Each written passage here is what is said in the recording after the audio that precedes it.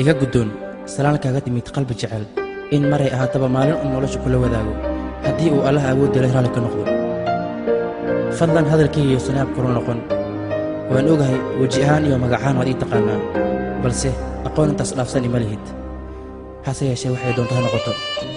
waxaan kaa codsanayaa inaad si taxaddar la ii dhegaysato adigoo raalli ah oo mahadsan maxaa yeelay fariintan adigay ku qusaysaa run ahaantii abbaayo aniga waxaan kaa helay aragtidii ugu horraysay aan ku arko anigoon aqoon kuu lahayn balse dadaal dheer ayaan sameeyey taasina runtii ma ahayn shaqo fudud oo cid walba iska samayn karto marka laga reebo dadka daacadda ah sida aniga oo kale waxaan ku istaagi jiray dariiq walba ood marayso si aan ugu milicsado aragtidaada dabadeed waxaa igu bilowday jacaylkaaga maxaa yeelay waxaan awoodi waayey inaan kula hadlo anigoo haysta fursado badan oo aan kuula hadli karo ayaan haddana cabsiyo xishood awgood kuula hadli waayey soomaalidu waxay dhahaan jacaylka dhabta ah wuxuu ku lifaaqsan yahay cabsi iyo xishood alla ilaahay waa run middaas anigaa markhaati ka ah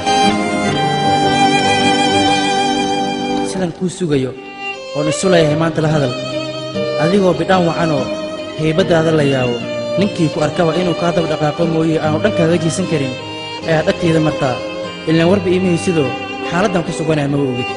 sidii inaan ahay ruux mesh taagan iyo sidii inaan ahay loox kuuma kala socno alla ciil badanaa dabadeed markaan dib kuu soo eegana meel unbay goodoo qalbiga dhag wadnaha qatatata muxogga meel iifiyow ma lahan si qoto dheer ayaan kuu jeclaaday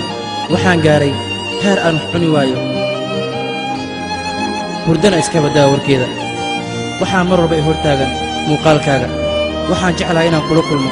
oon kuu bandhigto jacaylkayga balse sideen kula kulmaa xal miyay ii tahay inaan maalin iyo habeen albaabkiina dul meeraysto lacalla haddii ay arkaan hooyadaa ama aabbaha ama walaalahaaga maxaan dhahaa ma waxaan dhahaa hooyo ama aabbo ama walaale waxaan jeclahay gabadhiinna dabadeed hay soo ceeyaan sidii eegiyoo kale ceebay tacaal taasaa ugu daran haadhi abbaayo bal fikir adiguba haddaad garasho leedahay anigu waxaanahay ruux dadtaa u biseeloo u bukooday waxaan doonayaa ma aha sumcad iyo lacag iyo wax la mid ah anigu waxaan doonaya waa adiga waxaan kaa doonaya waa mustaqbal haddii aan ku helana